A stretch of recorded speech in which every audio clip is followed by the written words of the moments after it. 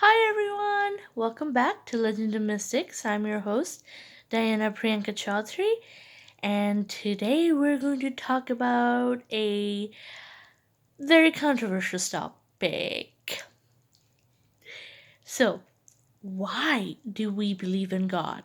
Now, when I say we, I mean every culture since the beginning of time, beginning of recorded history, has some sort of deity or some sort of end all be all figure who supposedly is God or the creator or the source of origin.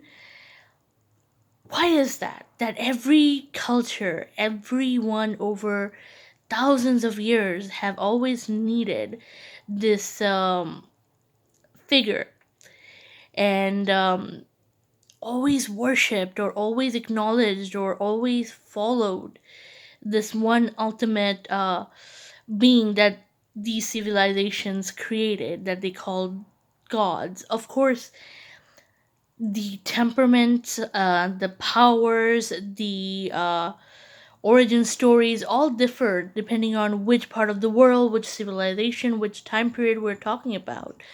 Um, some gods have evolved through time and are still with us with the same names that they were given in ancient times. Some have ceased to be worshipped today. Some have resurfaced. Some have been forgotten by time altogether or morphed into dual gods, or for example, when one land was conquered by another, maybe one god was usurping the duties and the powers of another god of the conquered area. So, changes, yes, but why is it that we have always needed a god? Now, obviously, I'm going to present my ideas to you, but some disclaimers.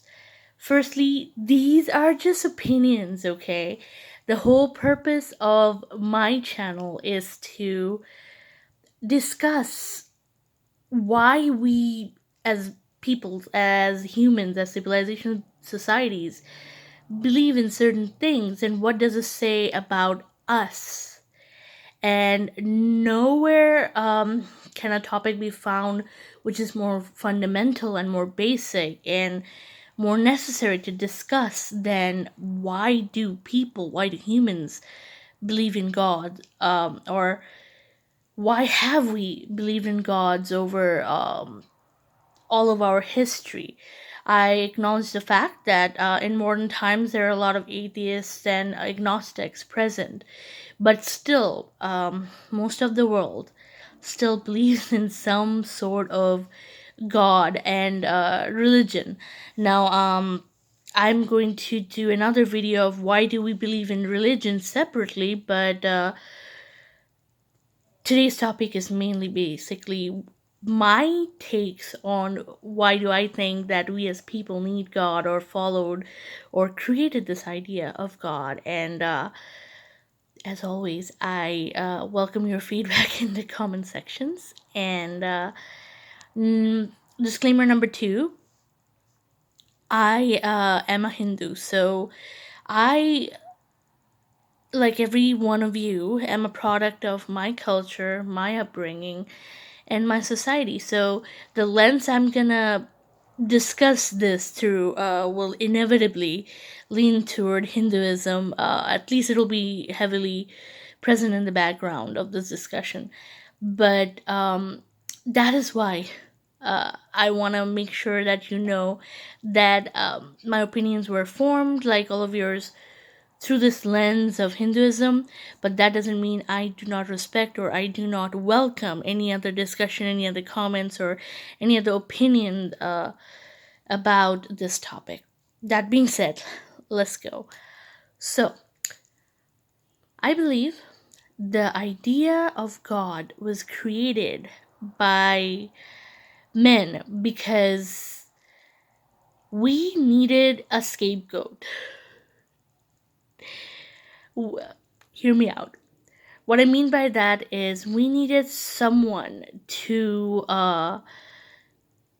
hold responsible for all the uncertainties, all the dangers, and all the chaos out in the world. Beginning in the hunter gatherer societies where we had to go and get our own food, where we could have been food to certain animals as well. We knew that our lives were feeble. We knew that we were mortals, and the best way to still get up and go on is to believe that someone out there is protecting us. That as long as we're under that being's protection, we will be fine. Now, somewhere or other, we made our gods in our image more so than the other way around. I know a lot of Christians are gonna have my head for it, but I have to say the truth. If you look at a lot of early civilizations, the gods mimicked the people they were worshipped by. Be it Greek culture, be it Hinduism, be it um, other more paganistic religions, you would see how the nature of the land and the nature of the people were. That was the nature of the god. For example, in India, we mostly had good fertile land, good rivers running throughout the nation of India, current India, and even Bangladesh also. So we had gentler gods. We had Hinduism, where we still had renegade elements like the god of destruction Shiva or Rudra and such, but mostly we had benevolent gods who mimicked mm, the gentle nature of the land, of the people, versus the um, Greek gods who were absolutely horrendous because let's see, Greece surrounded by ocean, turbulence, and who did they uh, prefer to give this turbulent scenario over to? A turbulent god, Poseidon, right? If you read Poseidon's stories, he is not a benevolent god. I can speak. Not a benevolent god. There we go. So, but does that mean that there is no God or there was no God? Now, I'm no one to speak about that. My personal belief is that yes, there is a God, but I believe that my God is worshipable by love only, not in fear. So, um, for example, I wouldn't say I'm a God fearing person. I would just say I am a God loving person, and there's a difference. I do not follow the right way of doing things, dharma. Here's my Hindu background coming.